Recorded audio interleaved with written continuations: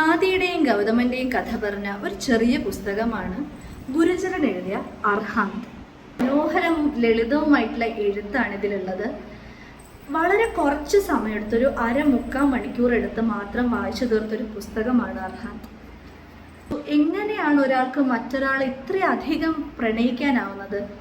ഗൗതമൻ നാദിയെ ഇഷ്ടപ്പെട്ടതുപോലെ ഏറ്റവും നിസ്വാർത്ഥമായിട്ടുള്ള രീതിയിൽ നമുക്ക് മറ്റൊരാളെ വളരെ മനോഹരമായിട്ട് പ്രണയിക്കാം, ഒന്നിക്കാതെ തന്നെ. ഈ കഥയുടെ എനിക്ക് ഏറ്റവും ഇഷ്ടപ്പെട്ട ഭാഗം ലഡാക്കിലോട്ടുള്ള യാത്രയാണ്. ലഡാക്കിലെ മലനിരകളും ആ മനോഹരമായ താഴ്വരയും ഇവിടെ കൺമുന്നിൽ വന്ന് നിൽക്കുന്നത് പോലെ തോന്നും. എൻ്റെ യാത്ര ആരംഭിച്ചതും ലഡാക്കിൽ നിന്നാണ്, അർഹാന്തിലൂടെ. അർഹാന്ത് എന്നുള്ള വാക്കിൻ്റെ അർത്ഥം അതൊരു സസ്പെൻസ് ആയിട്ട് നിൽക്കട്ടെ. വായനക്കാരനും എഴുത്തുകാരനും ഇടയിലുള്ള ബന്ധം ഒരു ഇടനിലക്കാരൻ വന്ന് കൊളവാക്കുന്നത് ശരിയല്ലല്ലോ.